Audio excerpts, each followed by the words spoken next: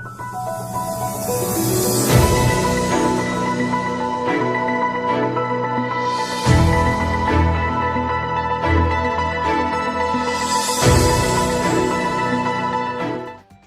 दर्शकों, मैं हर्ष कुमार न्यूज़ 28 में आपका स्वागत करता हूं। संगीत 7 सुरों का संगम होता है। संगीत, किसी ने सच ही कहा है कि एक अच्छा संगीतकार सुरों को सजा देता है, संगीत के सुरों को सजा देता है। ठीक वैसे ही एक अच्छा गायक उसी संगीत को अपनी सुरीली आवाज़ में और मधुर आवाज़ में कर्ण प्रिय बना देता है। आज हम अपने खास कार्यक्रम आपकी आवाज़ में एक ऐसी जानी मानी शख्सियत से आपका परिचय कराने जा रहे हैं जो संगीत क्षेत्र की बहुत ही नामचीन हस्ती हैं। जी हाँ, हम बात कर रहे हैं आचार्य विजेंद्र चौहान जी के बारे में, जो एक अच्छे संगीतकार तो हैं ही और बहुत ही सुरीले गायक भी हैं। जहाँ तक हमें उनके बारे में नॉलेज हुई है, वो पिछले कुछ समय से राम कथा सुंदरकांड पाठ भी कर रहे हैं, जिसके देश विदेश में लाखों करोड़ों दर्शक हैं। हम सीधे बात करते हैं विजेंद्र चौहान जी से और उन्हीं से जानते हैं कि संगीत के क्षेत्र में किस तरीके से उन्होंने अपने कदम रखे और किस तरीके से आज तक के सफ़र को उन्होंने जिया। हम सीधे बात करते हैं विजेंद्र चौहान जी से।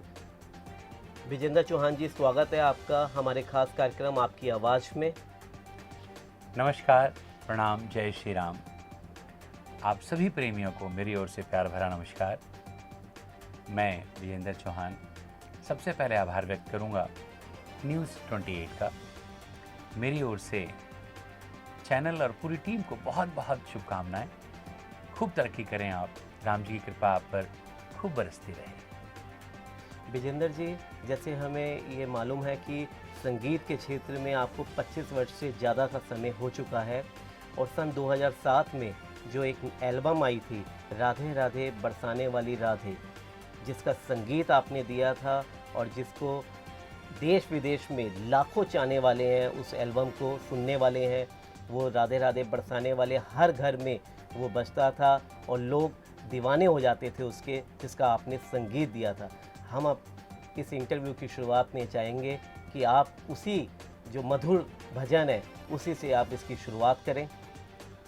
जी बिल्कुल, मैं आपको एक बात और शेयर करना चाहूँगा, क्योंकि ये तो एल्बम आया 2007 में और संगीत की शुरुआत हुई लगभग 93-94 में।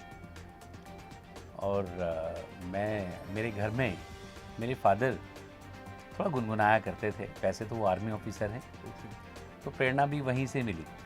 हालांकि क्योंकि हम लोग राजपूत हैं तो बहुत दादी लाइक नहीं करती थी, कहाँ नौटंकी वाले काम करने बैठ गया।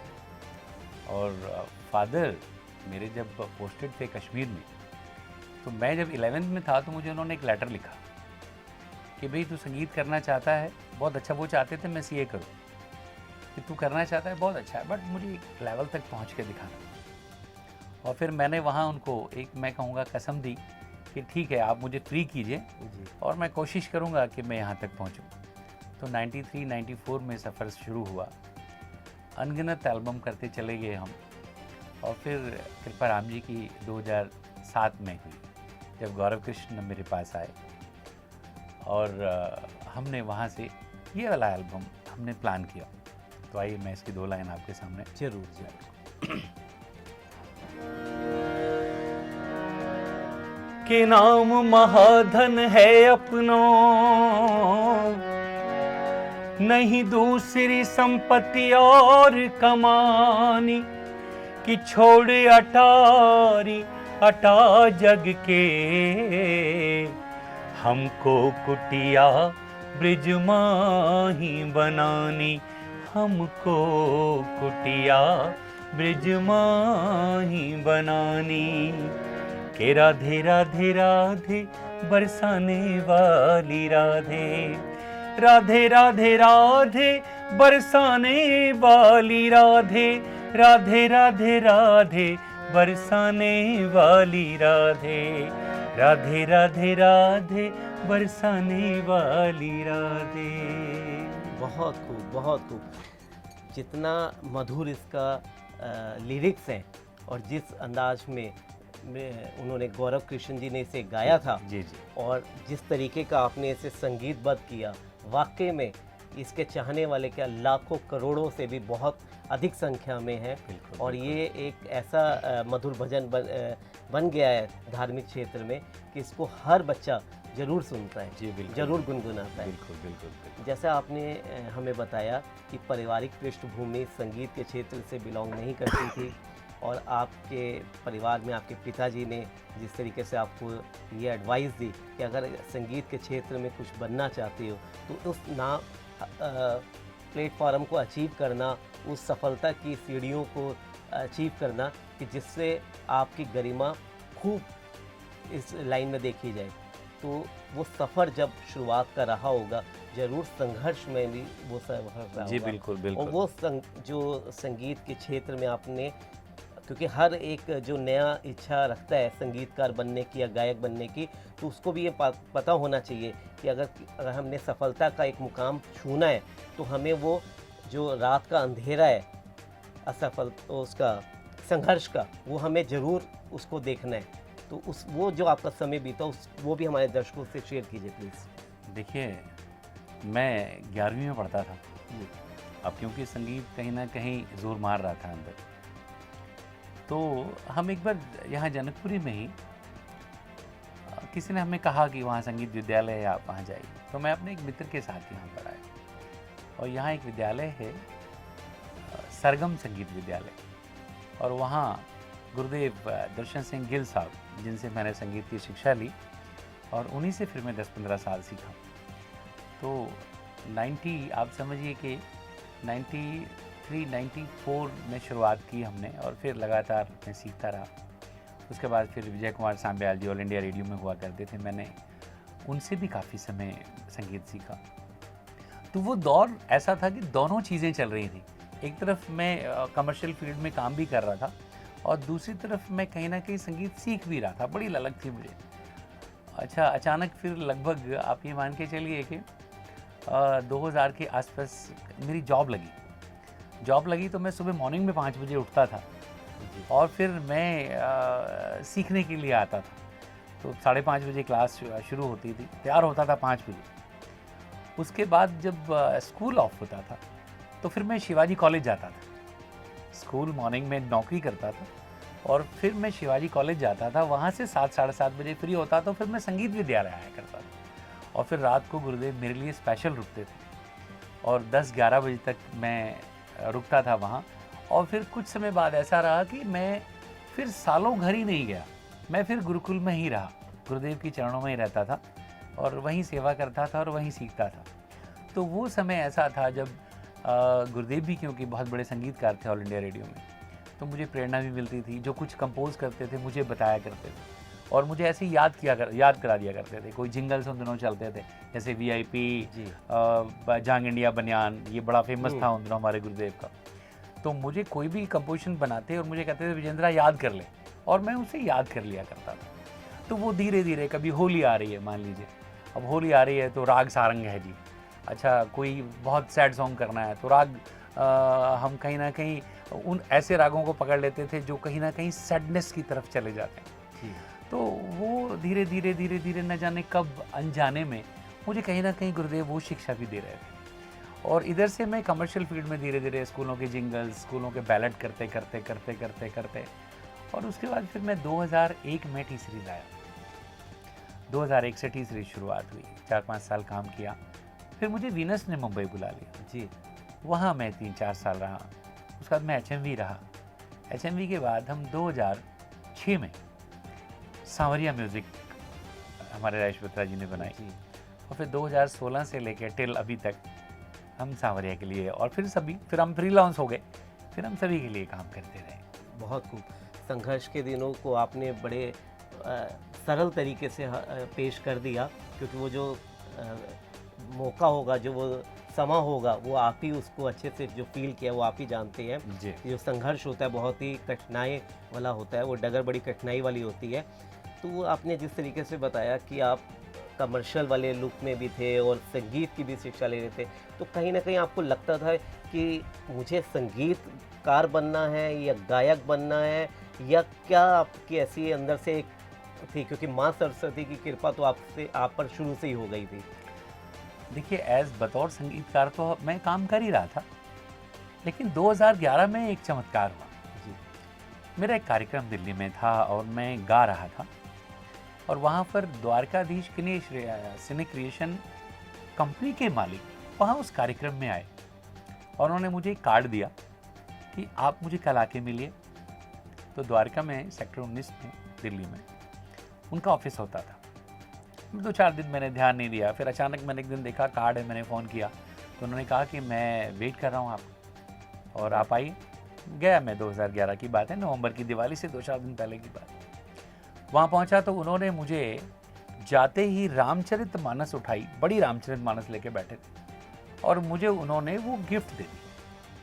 तो मुझे लगा कि दिवाली का समय है और शायद इन्होंने मुझे रामचरितमानस दे दी है, उपहार के रूप में मिली है। और फिर उन्होंने कहा कि चौहान साहब ये पूरा गाना है ग्रंथ आपको, हमारी कंपनी के लिए।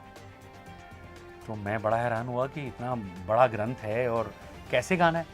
तो उन्होंने कहा कि चौहान साहब कल से आप अपनी सर्विस से ऑफ लीजिए। तो मैंने 5 साल छुट्टी ली 2011 से लेकर और 15 तक मैं विदाउट पे रहा और मैंने रामचरितमानस रामायण 7 बार गाई। उस ग्रंथ को मैंने 7 बार गाया और उसी कंपनी के लिए फिर मैंने शिव महापुराण, भागवत महापुराण, भगवत गीता, पूरा कबीर सागर, उन 5 सालों में लगभग मैंने वेदों को छोड़ के तमाम ग्रंथ परमात्मा ने मुझसे गवा लिए। बहुत सुंदर। और वहीं से फिर शुरुआत हुई श्री राम कथा और सुंदरकांड की। यहाँ मैं आपसे एक जानकारी जरूर अपने दर्शकों को करूँगा कि आप साझा करें कि जब वो पर्सनैलिटी आपसे मिले तो ज़रूर उन्होंने आपकी आवाज़ में, आपके करण प्रिय कोई ऐसा भजन ज़रूर सुना होगा आपके मधुर आवाज़ में जिससे वो प्रभावित हुएंगे। तो वो भजन अगर आपको याद है तो प्लीज़ हमारे दर्शकों से शेयर कीजिए। बिल्कुल। और वो भजन नहीं था उन दिनों में, मैं चरण वंदन करूँगा सुभाष गुप्ता जी को कि उन्होंने मुझ पर भरोसा किया। और क्योंकि वो अपना पूरी रामायण रविंद्र जैन साहब कर रहे थे उन दिनों में, जब मैंने द्वारकाधीश ज्वाइन किया तो मुझसे पहले रविंद्र जैन साहब द्वारकाधीश में ही रुककर, द्वारका ही रहते थे वो, और पूरी की पूरी रामायण शूट कर रहे थे। तो मैंने कहा कि दादा ये तो कर ही रहे हैं दादा, भाई दादू से अच्छा कौन हो सकता है। बिल्कुल। बड़ा आशीर्वाद मिला मुझे, बहुत सारा मैं काम किया मैंने रविंद्र जैन साहब के साथ। तो उन्होंने कहा कि नहीं मैं चाहता हूँ और आप गाओ, आपकी आवाज़ में मुझे पता नहीं ऐसा लगता है कि जैसे ना राम जी खड़े हो जाते हैं आपके, जब भी मैं कुछ गाता था। तो उन्होंने कहा कि नहीं आप गाई। तो मैं, वो भजन नहीं था जिससे वो शायद प्रभावित हुए, वो चौपाइयाँ थी, मैं कुछ एक 2 चौपाइयाँ मैं आपके सामने गाता हूँ। मंगल भवन अमंगल हारी, द्रवहु सुदशरथ अजिर बिहारी। राम सिया राम जय जय राम, राम सिया राम जय जय राम। होई है वही जो राम रचि राखा, को कर तर्क बढ़ावे साखा। राम सिया राम जय जय राम, राम सिया राम जय जय राम। बहुत खूब। आपका एक बहुत ही मधुर भजन है जो बहुत लोकप्रिय हुआ है कि राधा की पायल छम छम बाजे। इसे भी हमारे दर्शकों को प्लीज़ आप सुनाएं। जी मैं बताऊंगा पहले, बिल्कुल, क्योंकि 2007 में जब मैं और गौरव जी हम ये एल्बम कर रहे थे राधे राधे बरसाने वाली राधे, तो 2008 की बात है। उस कंपनी के मालिक विपुल जी, मृदुकिशन गोस्वामी जी के छोटे भाई, अब तो नहीं है वो, परमात्मा उनकी आत्मा को शांति दे। तो उन्होंने मुझे कहा कि यार इतना अच्छा गाता है, एक एल्बम तू भी कर ले। तो तभी हमारे आदरणीय बड़े भैया, आदरणीय भैया जी, हमारे श्याम जगत के सिरमौर नंदू भैया जी, उनका लिखा हुआ ये भजन था। तो हम ऐसे बैठे थे और हम खाटू जी की बात है, तो मैंने बोला उनको, मैंने कहा भैया जी मैं एक भजन गाना चाहता हूँ। तो अरे हाँ ये भजन तू गा ले। तो तब मैंने ये भजन गाया था, मैं सुनाता हूँ आपको। हाँ प्लीज़।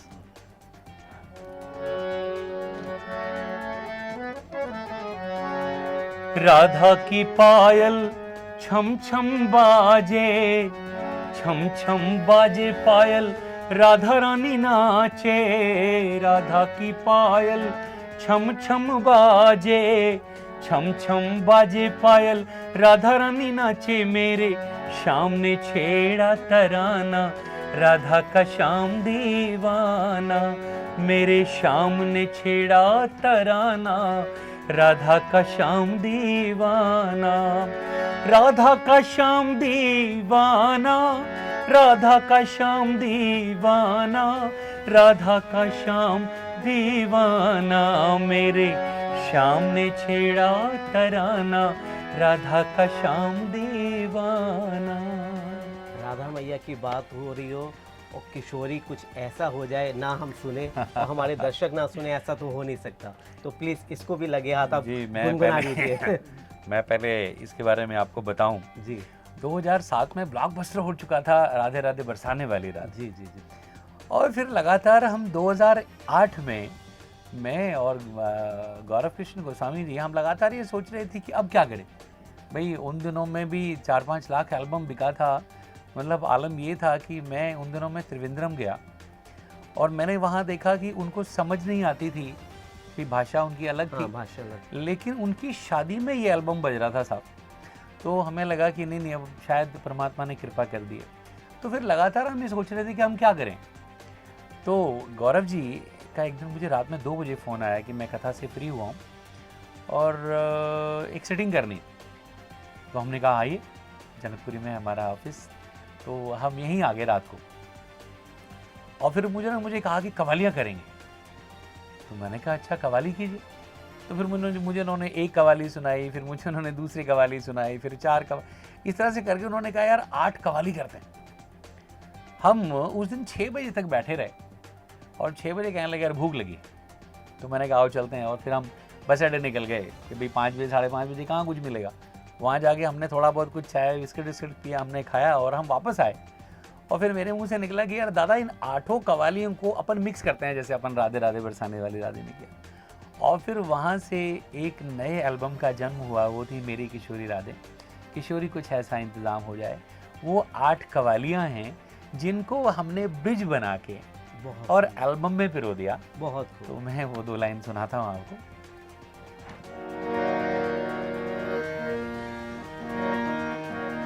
कि जब गिरते हुए मैंने तेरा नाम लिया है, कि जब गिरते हुए मैंने तेरा नाम लिया है और गिरने ना दिया तूने मुझे थाम लिया है। किशोरी कुछ ऐसा इंतजाम हो जाए, किशोरी कुछ ऐसा इंतजाम हो जाए। जुबां पे राधा राधा राधा, जुबां पे राधा राधा राधा नाम हो जाए। किशोरी कुछ ऐसा इंतजाम हो जाए, किशोरी कुछ ऐसा इंतजाम हो जाए। और किशोरी जी ने आपके लिए वो इंतजाम भी किया बिल्कुल, कि बिल्कुल, आपको बिल्कुल, एक बिल्कुल। संगीतकार से गायक से होते होते आपको एक कथावाचक के में परिवर्तन कर जी, दिया। बिल्कुल, बिल्कुल। और जब आपने इस कथावाचक को, जब आपके जीवन में ये पार्ट आया, उसके बाद आपको एक आचार्य की उपाधि भी मिली। ये जी। आचार्य की उपाधि किसने दी, कैसे मिली और किस तरीके से आप जब राम कथा या सुंदरकांड के पाठ की कथा जब आप करते हैं तो वो किस तरीके की एक्सपीरियंस आप हुआ आपके साथ, वो भी हमारे दर्शकों से प्लीज़ शेयर कीजिए। जी ज़रूर। देखिए क्योंकि 2011 से न कि मैं रामचरितमानस गा रहा था, अभी तो कहीं ना कहीं मेरे जीवन में कुछ उलटफेर हो रही थी। क्योंकि एक बार रामायण गाने के बाद मुझसे हम यूरोप टूर था जी मेरा ये, तो हम हमारे अनुराग कृष्ण गोस्वामी जी हैं, भागवत वक्ता हैं, और उनके दादा श्री श्रीनाथ जी जहाँ से भागवत उत्पन्न होती है उनके पोते हैं। तो हम लोग 2014 में हम लोग यूरोप गए। जब यूरोप गए तो हम पूरा यूरोप टूर था और 1 महीने का टूर था। 2 भागवत थी। तो हम पूरा दुबई होते हुए स्विट्ज़रलैंड, फिर जर्मनी, फिर हम इटली, उसके बाद फिर हम लोग फ्रांस में हमारी कथाएँ थी। तो वहाँ निरंतर मेरा उनके साथ संवाद हो जाता था, शाम में हम साथ में बैठते। जब उनको ये पता चला कि मैं रामचरितमानस पे काम कर रहा हूँ, तो मुझसे कहीं से भी कोई सवाल करते थे और मुझे उसका आंसर नहीं पता होता था, जबकि मैं पूरी रामचरितमानस गा चुका था। तो बड़ा अजीब सा लगता था कि मैंने गाया है और मैं क्या पैसे के लिए रामायण गा रहा हूँ। वापस जब मैं आया तो मेरी सुभाष गुप्ता जी से बात हुई, तो उन्होंने कहा कि चौहान साहब, अब ना रामचरितमानस को आप कुछ संतों के साथ आप पहले इसका विश्लेषण करें, आप पहले बात करें और फिर गाएं। तो मुझे बहुत सारे संतों का सानिध्य मिला, चित्रकूट से, वृंदावन से, भोपाल से काफ़ी सारे संत उन्होंने बुलाए, हायर किए उन्होंने। मैं कहूँगा कि हायर इसलिए मैं कहूँगा कि उन्होंने पैसा दे के उन संतों को बुलाया कि आप आइए, हम आपको पे करेंगे, हम आपका खर्चा देंगे।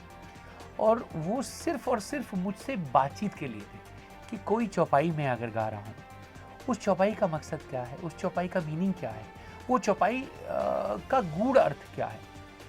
तो वो जब कर रहा था मैं, तो मुझे एक एक चौपाई का गूढ़ अर्थ प्राप्त हो रहा था। तो रामायण अंदर कहीं ना कहीं उछाल मार रही थी। और हमेशा गुरुदेव कहा करते थे कि आप कथा में बैठे हैं, बड़ी बात है, कथा जिस दिन आप में बैठेगी उससे बड़ी बात। बहुत बढ़िया।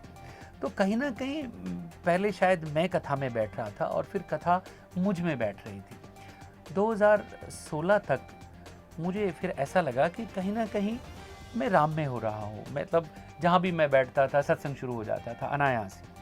अच्छा, आप कितना जानकारी है आपको मुझे मालूम नहीं, लेकिन मेरी ओर से वो कोई भी प्रसंग रहता था तो ऐसा लगता था कि मैं कहीं ना कहीं प्रवचन कर रहा हूँ। तो फिर हमारी पत्नी नीरजा जी, उनसे बड़ी प्रेरणा रही। हमारे बच्चे बड़े बैठ जाते थे और मैं जो भी कुछ सीख के आता था संतों से, शाम में मैं उनको दोहराया करता था। छोटे छोटे प्रसंग होते थे, मैं उन्हें कहा करता था। और 2017 में अचानक एक बार कॉल आया नासिक से मुझे।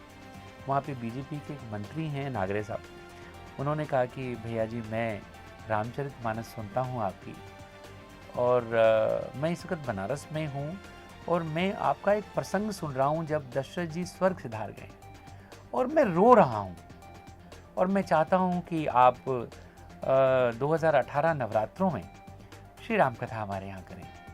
तो मेरी पहली कथा 2018 में नासिक में थी। बड़ा अच्छा एक्सपीरियंस था जी। मैं वहाँ पहुँचा और सबसे पहले मैं त्र्यंबकेश्वर गया। वहाँ जाके हमने नासिक में भगवान भोलेनाथ का दर्शन किए। उनसे बड़ा ना तो कथा कहने वाला है कोई, ना कथा सुनने वाला है, और बड़ी कामयाब कथा रही वहाँ से। उसके बाद 2019 में फिर सिंगापुर कथा रही हमारी, और अब 2020 में जी हमारी कथा ऑस्ट्रेलिया बुक थी। हमारी गुरु माँ वहाँ रहती हैं, नीना खन्ना जी, लेकिन अभी लॉकडाउन की वजह से नहीं जा पाए। तो वो जो 2011 से सफ़र शुरू हुआ था, वो कहीं ना कहीं मुझे राम कथा वक्ता बना रहा था। और आचार्य की डिग्री है जो बनारस से ली जाती है, तो फिर लगा कि नहीं, थोड़ा सा कुछ और काम करते हैं। तो म्यूज़िक में साथ साथियों के डबल MA मैंने किया था, फिर आचार्य की डिग्री वहाँ से ली जी। बहुत खूब। तो आप डिग्री भी आपने ली और 2018 में आपको ये सौभाग्य भी प्राप्त हुआ बीजेपी नेताजी के द्वारा कि आपको राम कथा सुनानी है, क्योंकि वो भी आपकी रामायण से प्रभावित हो गए। बिल्कुल। आपके प्रसंग से प्रभावित हो गए। तो राम कथा जब आप करते हैं जी, तो कोई ना कोई पूरी राम कथा के दौरान एक ऐसा भजन होता होगा जो आपके भी दिल को छूता होगा, और यकीनन वो श्रोताओं को, जो भक्तजन है, उनके दिल को भी वो छू जाता होगा। वैसे तो सभी भजन जो प्रभु के होते हैं वो दिल को छूने वाले होते हैं, लेकिन जो आपके दिल को भी छू जाता है, कोई ऐसा भजन उस दौरान, कथा के दौरान का, वो भी आप हमारे दर्शकों से प्लीज़ शेयर कीजिए और वो गुनगुनाइए भी। जी ज़रूर। देखिए, हनुमान जी हमारे आराध्य है और श्री राम जी को शरणागत परम भक्त, तो हम उन्हीं का नाम लेके हम कथा स्टार्ट करते हैं। और एक भजन बड़ा प्रिय है मुझे। हे दुख भंजन मारुति नंदन, हे दुख भंजन मारुति नंदन, सुन लो मेरी पुकार, पवन सुत विनती बारंबार, पवन सुत विनती बारंबार। जय बजरंगबली। बहुत खूब, बहुत खूब। और सच ही कहा है किसी ने कि अगर बजरंग बली जी की आराधना की जाए जी। तो वहाँ तो श्री राम वैसे ही प्रकट हो जाते जी, हैं। जी, जी। और आपके जीवन में भी श्री राम जी का जिस तरीके से आगमन हुआ और राम कथा आपके मुखमंडल से जब वो बरसनी शुरू हुई तो यकीनन दर्शकों का जो प्रेम है आपके प्रति वो बहुत उमड़ता होगा। जी जी अब मैं अपने दर्शकों की तरफ से आपसे फिर एक आग्रह करूंगा जी। कि फिर कोई एक ऐसा भजन जो आपको लगता है कि एक यादगार आपके जीवन का वो भजन रहा है, जी उसे भी आप प्लीज़ हमारे दर्शकों से शेयर जी कीजिए। बिल्कुल। 2009 की बात है और उन दिनों में वृंदावन से चित्र जी महाराज मेरे पास आए और उनका एक भजन मैं कहूँगा फिर ब्लॉकबस्टर हुआ। बड़ी कृपा रही राम जी की। वो भजन की मैं 2 लाइन आपको सुनाता हूँ।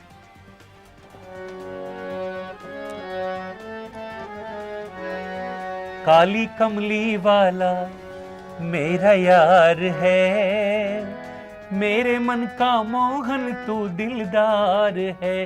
हो काली कमली वाला मेरा यार है, मेरे मन का मोहन तू दिलदार है। तू मेरा यार है, मेरा दिलदार है।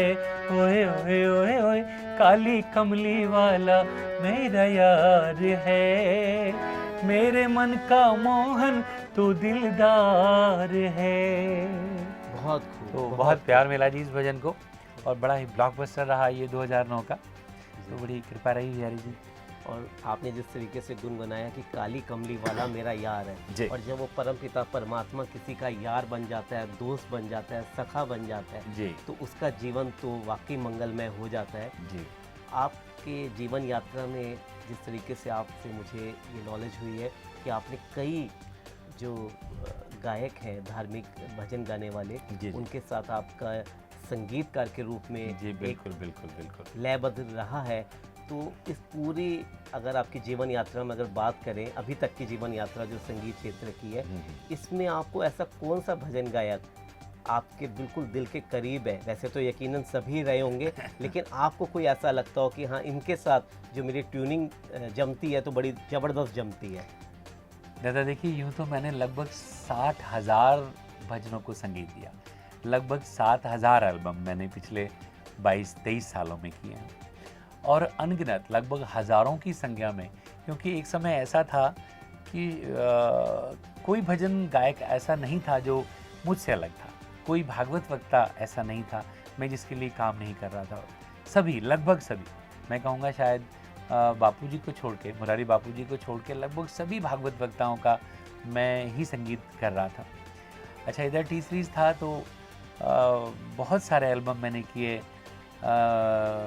अनूप जलोटा जी के साथ, आदरणीय सुरेश वाडेकर जी के साथ, अनुराधा पडवाल जी राखी बांधती हैं, दीदी हैं मेरी, बहुत सारे लोग, सोनू निगम के साथ, रूप कुमार राठौर जी के साथ, कुमार शानुदा के साथ, ऐसे अनगिनत मैं कहूँगा मुंबई इंडस्ट्री के कलाकार थे जिनके लिए मैं काम कर रहा था। और इधर जहाँ पे क्योंकि हमारा एक श्याम जगत भी बड़ा नाम है यहाँ पर, तो यहाँ उसमें भी जितने भी जैसे हमारे लखवीर सिंह लखा जी, उमा लहरी जी, हमारे रोमी भैया, संजय पारिक भैया, ऐसे अनगिनत नाम थे, हमारे हरीश शर्मा भैया, अनगिनत नाम थे जो श्याम जगत को चार चांद लगा रहे थे। लेकिन मैं एक बात आपको कहूँगा कि बतौर संगीतकार मुझे जो बहुत प्रिय एक चीज़ है वो है सुर, और वो कहीं से भी आता है। देखिए गंगा सुर की कहीं से बहती है, वो चाहे फिल्म इंडस्ट्री से हो, क्योंकि अनूप जलोटा जी हैं, देखिए उनकी जो साधना है, उनकी तपस्या है, सुरेश वाडेकर साहब, उनके साथ तो काम करना मैं कहूँगा मेरा सौभाग्य, या अनुराधा दीदी के साथ काम करना मेरा सौभाग्य है। तो मैं कहूँगा कि सुर जो हमें, मैं कहूँगा हम दरवेश हैं, उसके फ़कीर हैं हम, तो वो जहाँ से भी आता है। तो मैं एक संदेश भी देना चाहूँगा कि आप जब भी गाएं सीख के गाएं, और कोशिश करें कि जब भी मार्केट में आएँ तो बहुत परिपक्व होके आएँ, क्योंकि आने के बाद फिर आपके पास ऑप्शन नहीं होता है ये बताने का कि मैं कुछ कर रहा हूँ, मैं सीख रहा हूँ। तो मुझे जो भी सुर में गायक ने गाया वो बहुत प्रिय रहा। और दूसरी बात ये भी थी कि देखिए कई बार हम बतौर संगीतकार काम करते हैं, तो कई बार ऐसा होता था कि मेरी जो कंपोजिशन है वो मेरे पास ही रहती थी, कलाकार क्या गा के चला गया मालूम नहीं। लेकिन कुछ ऐसे गायक कलाकार आते थे जो मेरी न कि वो कंपोजिशन गाते थे, बतौर फिर अपनी भी कुछ इनपुट दिया करते थे, यार ऐसा कर लें। जैसे मैंने जब सुरेश वाडकर जी के साथ काम किया तो दादा बोलते थे यार इसको ऐसे कर सकते हैं, तो मुझे लगता है हाँ दादा कर सकते हैं। तो वो जो चीज़ थी कि देखिए मैं जब अगर मान लीजिए मैं किसी कलाकार को कह रहा हूँ कि भाई सुर देखिए, तो बेचारा पूरे गाने में सुर ही देख रहा है। मैं किसी कलाकार को कह रहा हूँ कि यार रिदम देखिए, तो बेचारा पूरे गाने में रिदम ही देख रहा है। जब वो कहीं रिदम से पार है, वो सुर से पार है, तब हम कहते थे आइए फील की बात करते हैं यार, अब थोड़ा यार यहाँ ये ऐसा वाला फील चाहिए, यहाँ ऐसे वाला फील चाहिए, होता ना। तो वो एक बड़ी चीज़ थी जो कहीं ना कहीं एक संगीतकार को मैं कहूँगा अच्छा भी फील कराती है, बुरा भी फील कराती है। तो जब जिस कलाकार ने, वो चाहे इंडियन फिल्म इंडस्ट्री से हो या हमारे श्याम जगत से हो, हमारे देवी जगत से हो, हमारे यहाँ बहुत अच्छे अच्छे कलाकार, जैसे मुझे सौभाग्य मिला नरेंद्र चंचल जी के साथ काम करने का, मैंने कई एल्बम उनके साथ की।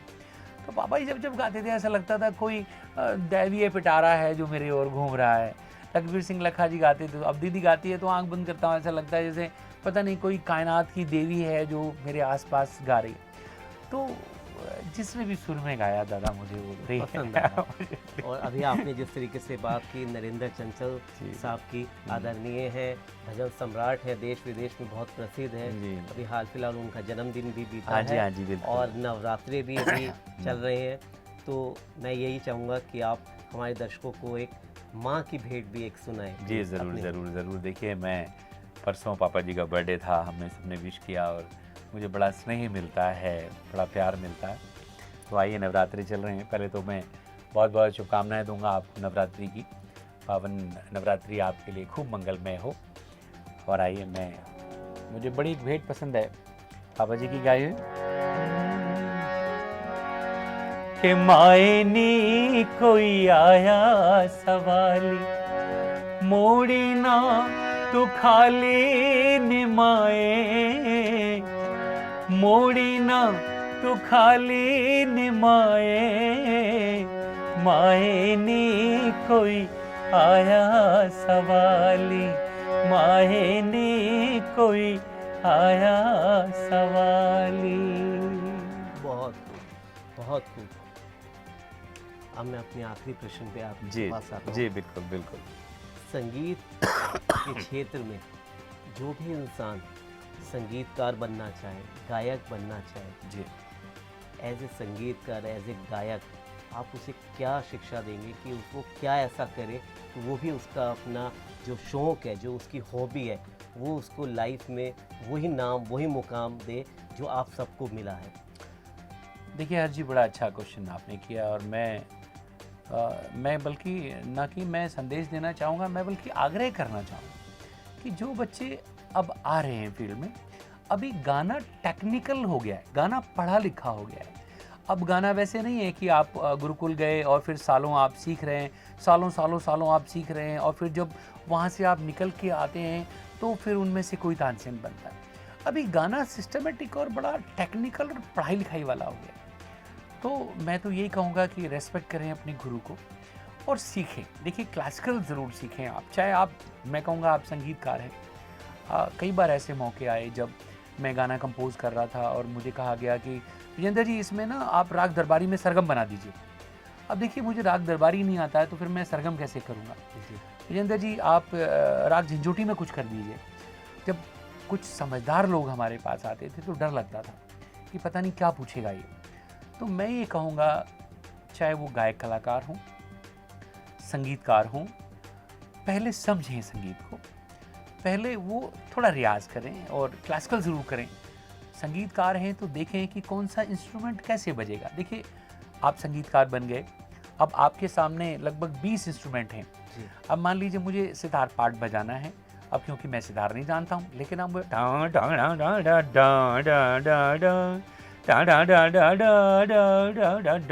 अब कहाँ तक कितना तार खींच सकता है सितार का, इसकी नॉलेज लें।